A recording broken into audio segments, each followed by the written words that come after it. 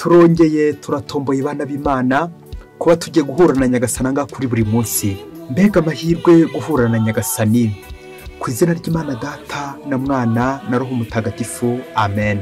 Amahoro bana b'Imana, ni muhumure, Imana iradukunda, ije kudusura ndetse no kutugira neza kuri uyu wa kabiri w'icyumweru cya karindwi gisanzwe tariki 21 Gashyantare 2022. Isomo rya mbere ryo mu gitabo cya mwene Siraki, umutwe wa kabiri umurongo wa mbere kugeza ku wa 11. Mwana wanjye, niba wiyemeje gukorera Uhoraho, tegura umutima wawe kuzihanganira ibigeragezo. Umutima wawe uzabe umunyamurava kandi ugira ibitekerezo bihamye. Ntugakangaranye mu gihe cy'amakuba. Uzamukomereho, woye kumutatira, bityo uzakuzwa ku munsi wawe wa nyuma. Ibikubayeho byose ujye ubyemera kandi ujye wihanganira amagorwa guca intege, kuko zahabu isukurirwa mu muriro n'intore zikagaragarira mu makuba. Uziringira Uhoraho azagutabara, uzajya unyura inzira iboneye kandi umwizere. Mwebwe abatinya Uhoraho, nimutegereze imbabazi ze kandi ntimudohoke hato mutazarimbuka. Mwebwe abatinya Uhoraho, nimumwiringire, ibihembo byanyu ntibizigera bibura. Mwebwe abatinya Uhoraho, nimwizere ibyiza bagenewe birimo ibyishimo bihoraho n'imbabazi. Nimusubize amaso mu bisekuruza bya kera murebe.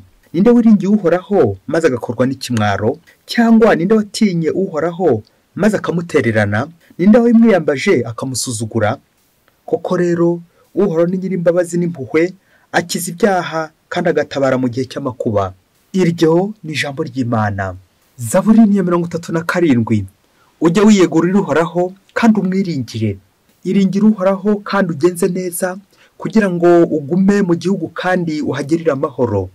Nezezwa n'Uhoraho, nawe azaguha icyo umutima wawe wifuza. Uhoraho arateganya iminsi y'ab'indakemwa, n'umugabane wabo uzahoraho ubuziraherezo. Ntibazakorwa n'ikimwaro igihe cy'amage, n'igihe cy'inzara bazarya bahage. Irinde ikibi maze ukora icyiza, nibwo uzageraho utura ubuziraherezo, kuko Uhoraho akunda ibitunganye kandi ntatererane abayoboke be. Agakiza k'intungane gaturuka kuri Uhoraho, niyo buhungiro bwazo igihe cy'amakuba. Uhoraho arabafasha akabarokora, kuko ari we bahungiyeho. Ujye wiyegurira Uhoraho kandi umwiringire. Nyagasani Yesu nabane namwe. Amagambo mu Ivanjili ntagatifu yanditswe na Mariko, umutwe wa 9 umurongo wa 30 kugeza ku 37. Muri icyo gihe Yesu yambukiranya Galileya ari kumwe n'abigishwa be, ariko ntiyashakaga ko babimenya. Yigishaga abigishwa babwira ati, umwana w'umuntu agiye gushyirwa mu maboko y'abantu bakazamwica, ariko yamara gupfa akazazuka ku munsi wa gatatu. Iryo jambo ariko ntibaryumva, batinye no kumubaza. Nuko bagera i Kafarinawumu. Bari mu nzu, Yesu arababaza ati, mu nzira mwajyaga impaka z'iki? Baraceceka, kuko mu nzira bari bagiye impaka zo kumenya umukuru muri bo. Amaze kwicara, ahamagara aba 12, arababwira ati, ushaka kuba uwa mbere azigira uwa nyuma muri bose, abe n'umugaragu wa bose. Nuko afata umwana amuhagarika hagati yabo, aramuhobera, aramubwira ati, umuntu wese wakira umwana nk'uyu nguyu arijya bigirira, nijya aba yakiriye, kandi unyakira wese sijya aba yakiriye, ahubwo aba yakiriye uwantumye. Iyo ni Ivanjili ntagatifu. Ushaka kuba uwa mbere azigira uwa nyuma muri bose, kandi aho umugaragu wa bose. Amen, amen, amen. Bakristo bavandimwe, Yesu Kristo aradukunda. Yongeye kuduhuza ngaha kuri buri munsi ku mpuhwe ze. Iyi paruwasi itagaragara, Nyagasani arifuza gukugeraho, nanjye arifuza kongeraho, kugira ngo ukomeze kutugirira neza. Umuhanga yaravuze ati, umuntu agira amakosa 1000, n'Imana ikagira imbabazi 1000. Uzi ko uramutse ufashe intego ukumvise ijambo ry'Imana buri munsi, ugacika ku ngeso imwe, ejo ukongera ugacika ku yindi, byazarangira ko imbabazi z'Imana ziri kubona ahantu zifata kandi byabana. Nguko rero amakosa yacu ko ari 1000, ayawe n'ayanjye, tugerageze buri kanya buri munsi tujye tugenda tunusuraho dukuraho, kugira ngo koko imbabazi z'Imana ziganze iwacu. Ngubwo ubukuru, ngubwo ubushefu, nguko kuba uwa mbere. Kuba uwa mbere no kwigira uwa nyuma muri bose, ugakora neza. Kuba mukuru bingana kuba umugaragu w'abandi bose. Bana b'Imana, Kiliziya byacu yateguriye amasomo aryoshye cyane agiye gutwegereza Yezu, maze ducike ku ngeso, ingeso yo kwirata, ingeso yo kwiyemera, ingeso yo kwishyira hejuru. izo ngeso zose nawe urebe kamwe wacikaho. Kwirata, kwiyemera, kwikuza, kwibonekeza, kwibona. Iryo jambo kwibona. Ingingo remezo kiragira iti kuba uwa mbere ni ukuba umugaragu w'abandi. Ahangaha tugiye kwigana Yezu Kristo ugiye gutangira urugendo inzira y'umusaraba muri iyi minsi, akaba arimo natwe aturarikira kumukurikira ndetse no kumukurikiza. Gukurikira Yezu Kristo tukamwigana imvugo n'ingiro. Wowe wemeye kwikonoza mu ikuzo maze akaza munsi akiyoroshya kugira ngo tugere neza ducungure. Natwe rero turasaba kugira ngo twite kuri bagenzi bacu aho kwiyitaho ngo kwibagirwa kumva ko abandi bagusumba. Kuba umukuru, kuba uwa mbere bingana, ushyize gushyiramo ikimenyetso mu Kristo umuvandimwe, bingana ko umugaragu n'imvugo umucakara ntuze kundakarira. Kuba umucakara w'abandi. Ese mu Kristo urashaka kuba umuntu mukuru? Urashaka kuba uwa mbere? Reba icyo kimenyetso yazajya ashyiramo kingana, bihwanye kuba umugaragu umucakara. Mu isomo rya mbere tumva umuntu mukuru mwene Siraki atugira inama z'uko nawe abona umuntu mukuru, z'uko abona umuntu ukwiriye kuba uwa mbere. Ni umuntu urangwa n'umugenzo bita kwihangana. Kandi kwihangana burya ntabwo bitana n'ibisebo, humiliation. Ukabahura n'ibisebo by'ibyago bishobora kugucisha bugufi, ibibazo byaburiwe ibisubizo, indwara zikagucisha bugufi, n'ibindi byinshi cyane bishobora kugucisha bugufi no mugenzo wo kwihangana. Ubwo mwene Sirake yagize ati, mwana wanjye, niba wemeje gukorera Uhoraho, tegura umutima wawe kuzihanganira ibigeragezo. Umutima wawe uzaba umunyamurava kandi ugira ibitekerezo bihamye. Ntugakangane mu gihe cy'amakuba. Amen. Ushatse gukomeza izi nama zose mwene Sirake ari gutugira zidufasha cyane kuba bakuru, la purification. Kuba wunguruye nyine, umuntu mukuru ni umuntu wunguruye. Kandi burya kugira ngo wemere kungururwa, ibintu nyine biyunguruye, agafuka yunguruye, bisaba kubanza ko bayisya, gusya. Ngo umugaragu umucakara ugomba kwitanga. Nirinze kuvuga akemera bakamusya, akamera nk'ifu. Umugaragu, ivumbi, umucakara, ubusa, komera nk'ubusa imbere y'abandi kugira ngo ushobore gukorera Imana. Ni ukuba ubwo busa nyine. Nabyo muri ibyo yazabu nawe yagize ati, mwana wanjye, ujye wiyegurira Uhoraho kandi umwiringire. Amen. Kwishingikiriza Imana bigasobanura ngo ndi ikiremwa imbere y'Umuremyi. Ngiyo adoration, nguko gusenga, nguko kuramya Imana, nkemera ko Imana isumba, nkemera ko Imana iri hejuru yanjye, maze ko ngata bikantera kwicisha bugufi ko nk'ikiremwa.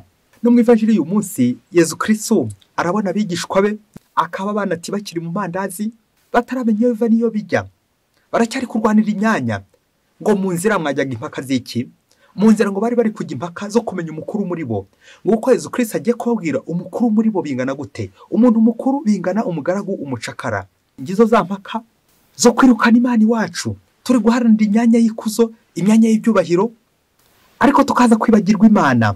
Yezu Kristo ari gushaka kubereka inzira nyakuri agiye kunyuramo kugira ngo ducungure. Ni inzira y'ubucakara, humiliation, kwicisha bugufi, kwitanga, akemera kutwitangira kugira ngo dukire.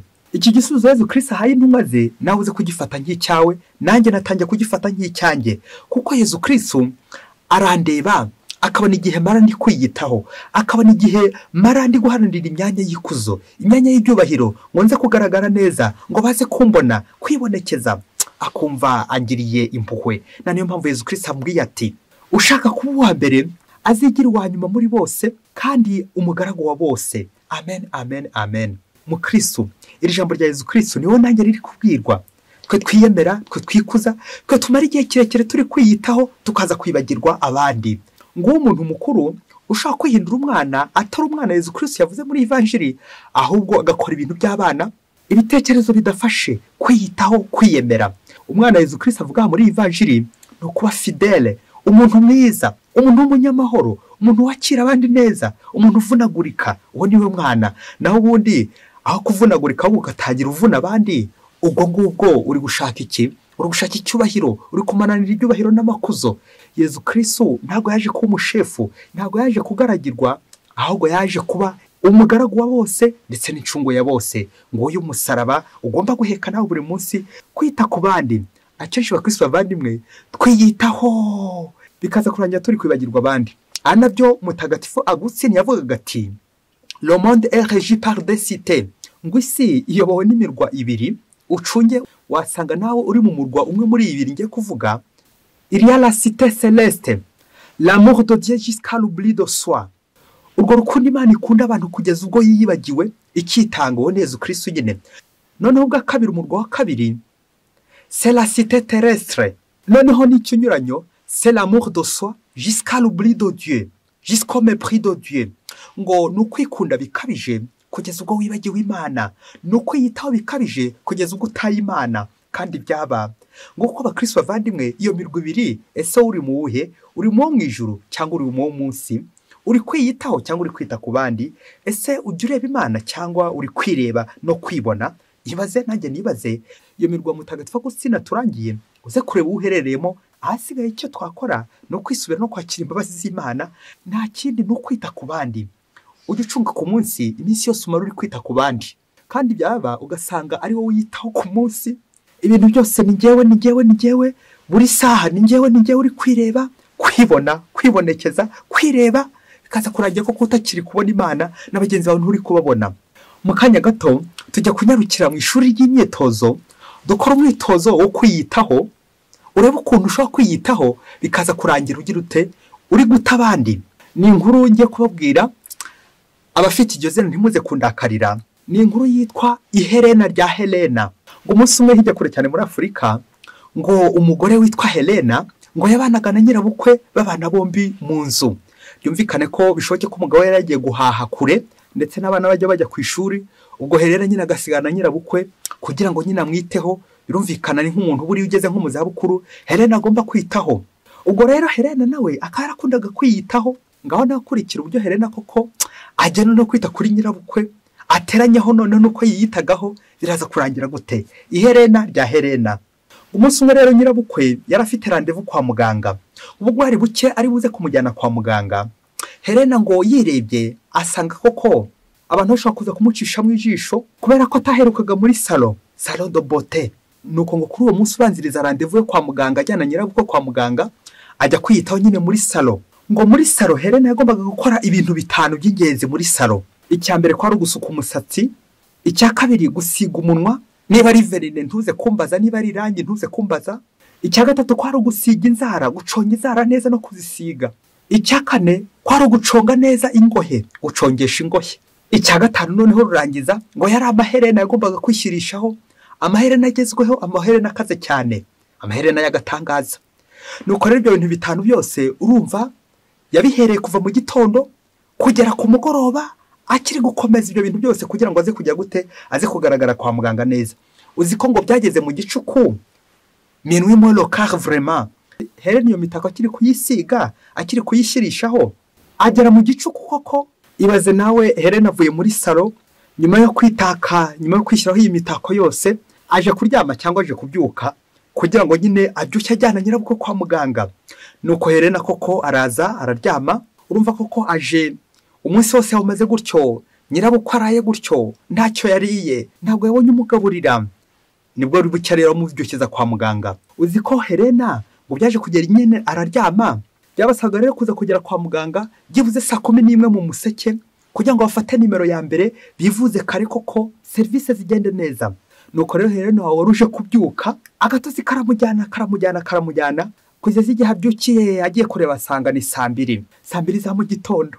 None se wagize ngo Helena yari kubyuka gutyo atabanje kongera kwiyitaho kugira ngo aze kugaragara neza nyine mu ruhame, agiye kuvuriza nyirabukwe nyine kwa muganga. Nuko rero ngo Helena ubusanzwe mbere yo kujya aho abandi bari ku munsi byibuze agomba gufata amasaha 2 ari kwiyitaho kugira ngo koko aze kugaragara neza aho abandi bari, kuko atakundaga ikintu kimwe ntiyaze kugira umucisha mu ijisho. Amasaha 2 rero Helena arabyuka nko yarabisanganywe, ajya gukora dushe, arakaraba. Urumva shaka yarakabaye nk'iminota 30 irenga, kwisiga za verine, kwambara neza, gusokoza neza, kwisiga ingohe. Ibi byose ngo byamutwaraga nyine amasaha 2. Nuko rero Helena koko abyuka, ya mirimo ye yarasanzwe akora koko yo kwiyitaho arayikomeza n'ubundi. Wagiye se ngo ntiyaje kurangira ayirangije koko saa 4 z'amanywa. Nuko arangije kwiyitaho ahita afata nyirabukwe ngo agiye kumujyana kwa muganga. Agezeho nyirabukwe yararaga, ngaho nawe fora uko bimeze aha kwa nyirabukwe, ukurikije igihe amaze atamugaburira atamwitaho, ukurikije nanone igihe amaze atamukorera isuku uko byari bimeze. Nyirabukwe nyine isuku yari nkeya, nirinze kubivuga byose cyane. nuko yajya kumwitaho yamukozaho intoki urwara rwe verinika birahungutse. Nuko rero akajya gusubira kwisiga, iminota iri kugenda kubera ko nyirabukwe atari afite isuku ihagije. Helena yamukoraho akabona hari umwana ufashe ku rwara rwe, nuko akongera agasubira kujya kwisiga. Iminota ikomeza kuba myinshi. Uko yamukoragaho yabona hari akantu gahungutse akongera akajya kugahoma. Wageze ngo igihe cyageze Helena amaze gukubita andi masaha 2, utuntu twe turi kugenda duhunguka yongera kudusubizaho, duhoma tugahomoka. Byaje kurangira abonye saa kurya zimugeraho mu rugo, nawe yumva isoni n'ikimwaro biramufashe. Nuko rero kugira ngo yubahirize rendezvous ko kwa muganga uwo munsi, nuko afata igitege gihenze ubundi atwikira nyirabukwe kugira ngo numubonye koko abone koko ibintu bimeze neza, abone ko nyirabukwe afite isuku ikomeye cyane kandi koko imbere biri gucika. Nuko rero aramwambika neza inyuma kugira ngo ibirungo bye akomeze kubisigasira hato bitaza kongera guhomoka. Nuko rero ngo mu masaa 8 ngo bafata imodoka ibajyana kwa muganga we na nyirabukwe. Ngo bageze mu nzira uruva bya bintu byanyakiye utararabushyitsi, ngo isazi iza yikubita ku gutwi kwa Helena. Urumva nawe iyo sazi ahantu yari ivuye, ngaho nakomeza uhatekereze. Ukurikije naho mwenda mwiza yambitse nyirabukwe ariko atigeze amukorera isuku, aho ngaho se habura isazi mubyeyi uko bizi nawe. Nuko ngo Helena muri kwa kwirukana ya sazi ngo yikubise ku gutwi rya Helena riragira gute, rirahunguka. Rya Helena ritakara kubera ko ryari rimeze nk'akabiye, ubundi rihita riribura aho ngaho nyine mu modoka. Ubwo Helena muri ako kanya ngo ahitahagarika imodoka ako kanya, ati nyaboneka hari ikintu cy'agaciro cyanjye mbuze. Atangira gushakisha rya Helena, abantu bose barahagarara aho ngaho nyine muri iyo modoka na nyirabukwe aho ngaho nyine. Nuko Helena atangira ashakisha rya Helena, atangira ashakisha, agenda ashakisha.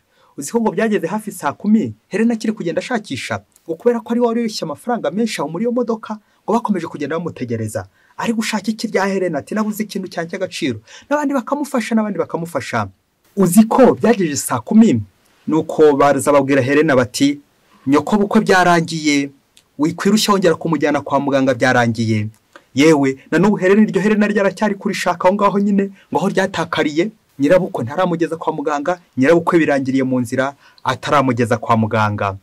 Helena mbega wowe n'amaherena yawe sinjye wahera, hahera Helena n'amaherena ye. Aha ngaho ushobora gukomeza uvuga urwara rwa Helena, aho ushobora kugenda gukomeza uvuga urwara rw'amasumbuko, iherena ry'amasumbuko, verine y'amasumbuko n'ibindi byinshi cyane. Ukurikije nawe kujya wiyitaho cyangwa ukurikije nanjye uko njya niyitaho, bikageza igihe nyine abandi bagize gute, abandi batakaye. Ngo kuko nyirabukwe Helena yaje gutakara, Helena we ari kwiyitaho ugatakaza abandi. Gushaka gukira abandi bari gupfa, gushaka kuba umukuru uhagaze ku mirambo y'abandi, gushaka kuba uwa mbere ugaragare neza, abandi bo uri kubata inyuma, abandi uri kubata mu mifurege, abandi uri kubata ku nzira. Helena mbega wowe, yewe na n'ubu aracyari gushakisha ariko azarangiza kuribona, azajya kubona iryo Helena nyirabukwe yatashye kera. Desite qui régisse le monde. Iyo mirwi ibiri tuyoboye bakristo bavandimwe, abagore ntimuze kundakarira, ujye utekereza nawe igihe umara uri kwiyitaho, igihe umara muri salon de beauté, igihe umara koko uri kwisiga inzara, ingohe sinakubwira n'ibyo bindi byose uri kwishyiraho by'imitako. Ariko wari uzi ko iyo mitako yaba abagore bankundiraga, nanjye ndi kwibwira ariko bitewe n'igihe mara ndi kwiyitaho koko. Jya utekereza nawe uwo mwanya wose uri gutakaza kugira ngo ugaragare neza koko. Buriya rero akantu njye kubabwira ababyeyi, ntimuze kundakarira ariko ugacaho akarongo.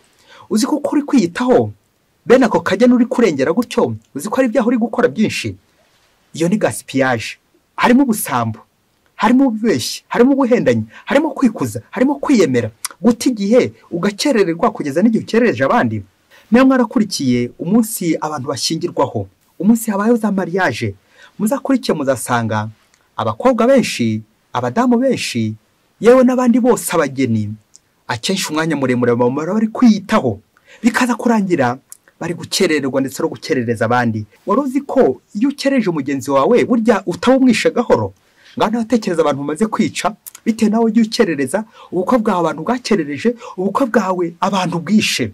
Nirinze kuvuga ko bwabishe n'inzara. Tekereza nawe urangije kwiyitaho, uriyiseho, uri kwiyitaho, abandi inzara ikagenda ibaruma, ubukwe bwawe bukaba ari ubw'inzara gusa.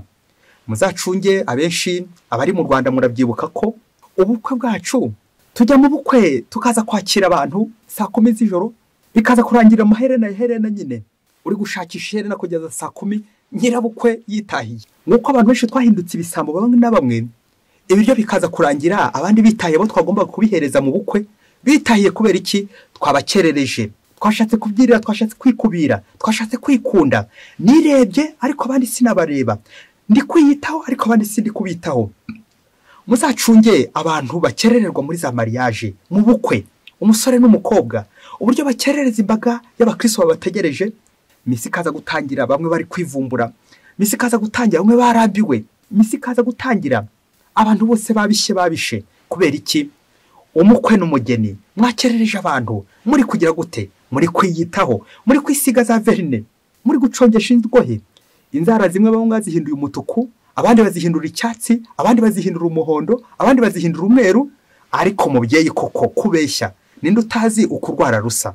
Kuki wahinduye umubiri wawe ukahindura nawe uko Imana itabigennye? Waruzi ko icyo ari icyaha kwihindura uko Imana itakugize? Icyo ni icyaha Kristo bavandimwe. Kwisigisha, kwigira inzobe, kwigira umuzungu kandi uri umwirabura, icyo ni icyaha Kristo bavandimwe, bita icyaha cy'umurengwe. Tutajya twitaho abantu benshi cyane kandi kuko kiratumaze. Ngewe zangeso igihumbi, abantu benshi dufite ingeso igihumbi, nyamara ngiye mfata akanya ngacika ku ngeso umwe. None ko numvise ijambo ry'Imana, ejo nkonya nkumva ijambo ry'Imana ngacika ku yindi, byazarangira menye ko bya bintu bitanu byo kwa Helena agomba kwiyitaho buri munsi ko atari ngombwa mu buzima. Bakristo bavandimwe, isuku ni ingenzi mu buzima nanone, ariko nanone hari isuku ikabya. Ariko aka kantu njya kuvuga mubyeyi ugaca uturongo dutanu, noneho uzi ko buriya abantu benshi bishyiraho umwanda batanabizi. Hari abantu benshi bibwira ko bari kwisukura nyamara ari imyanda. Kandi atekereza wisize za verine, umuntu urawanduje wose, ingohe sinakubwira, warangiza ngo iyo ni isuku kandi ari umwanda. Abantu benshi twishyizeho imyanda, abantu benshi twagiye twitaka imitako, imirimbo, ariko byose ni imyanda, ni ibikoresho bya sekibi. Aha, nguko abakristo bavandimwe, kwiyitaho uhinduka umwana wa sekibi, bikaza kurangira ko kuri guta abandi, uri guta abandi mu rwobo. Nze kwibaza ndi padiri, nikanganye nkerereza misa kubera kwiyitaho, bikaza kurangira ko imbaga y'Imana izuba riciye hariya, inzara biciye hariya. Kubera iki? Gushaka kwiyitaho, kwikunda, kwiremereza. Aho ntago ndi umugaragu, ntago ndi umugaragu, ahubwo ndi umushefu, ndi umunyagitugu. Nguko uko abantu benshi b'abanyagitugu bagakandamiza ababo mu cyayenge.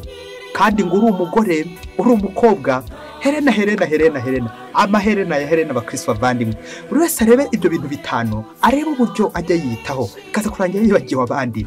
Urebe ukuntu wakerereje abandi, ukabicisha inzara, ukabicisha inyota, nirinze kuvuga ukabicisha izuba, n'ibindi byinshi cyane wagiye ubakorera. Wibuke ubukwe bwawe, ibuka ubukwe bwawe ukuntu wagenje abantu, ibuka ubukwe bwawe ukuntu bwagenze, ibuka umunsi wawe ukuntu ugenda, ibuka uko witaho ukibagirwa abandi, ibuka uko witaho ukibagirwa Imana. Uyu munsi ni umunsi wo kwiyibagirwa.